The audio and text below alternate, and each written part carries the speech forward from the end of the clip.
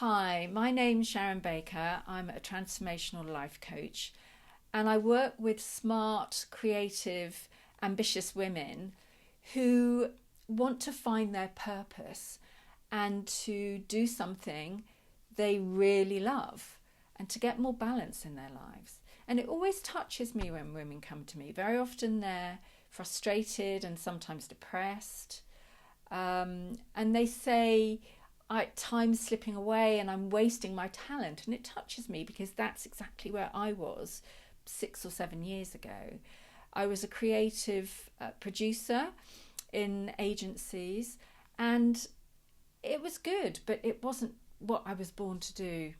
And now I know what I am born to do, and it's this, and it's helping women find out how really capable they are and to reveal to them what it is that they need to do to finally get the life they want and to have the impact that they want. And I feel like I've cracked the code to go from frustration to fulfillment, and I'm going to outline the pathway for you now. So the first thing is clarity.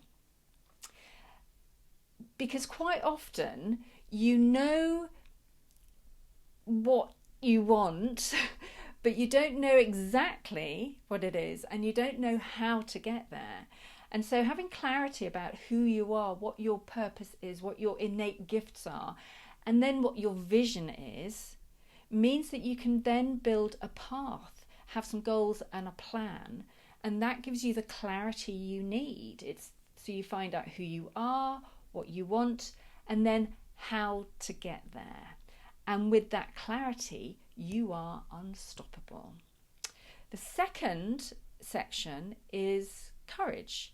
So, of course, fear stops us doing what we want. You know, we often have a fear of failure, or we have a fear of success, or a fear of putting ourselves out there. And this can come from deep-seated beliefs like I'm not good enough, I'm going to be rejected, I can't do this. In fact, one client expressed it to me, I love this. She said, how can this little girl from Scunthorpe do that? So courage is about really going from that little girl to that capable woman who can get through that fear. And the thing about fear is we're not gonna get rid of it. It's about working with fear. And fear is hardwired into us as human beings. So when we step out of our comfort zone, our reptilian brain starts screaming, it's not safe, it's not safe. And then we retreat back. But if you can make fear a friend, and I know this because fear has been my companion for just about my whole life. I mean, I've been terrified at most of the things that I've done, and yet now I know how to manage it. I know how to spot what's going on here, to see the story, to see the reality under that story, and to tell a different story and to move forward whether I have fear or not. And I have a client who has really combated her fear, actually, and we uncovered a very deep-seated belief for her. She's a high flyer, works in a creative agency, so she's on the board, but she realised that her belief was that she isn't valued unless she's working really hard. She was stressed and burnt out, and she had the courage to step away from her job for 3 months to do it, what I call a radical sabbatical, and worked on her beliefs and worked on her anxiety. And now she's decided she's going to go back part-time and she's going to train to be a psychotherapist, which is what she really wants to do. But it was only after getting to that belief that she could unlock that for herself. So the third stage is confidence. And what I see a lot in women is that you don't value yourself.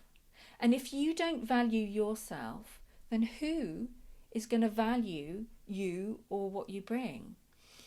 So this stage of confidence is very much about internalizing your strengths and your achievements and celebrating and appreciating what you have.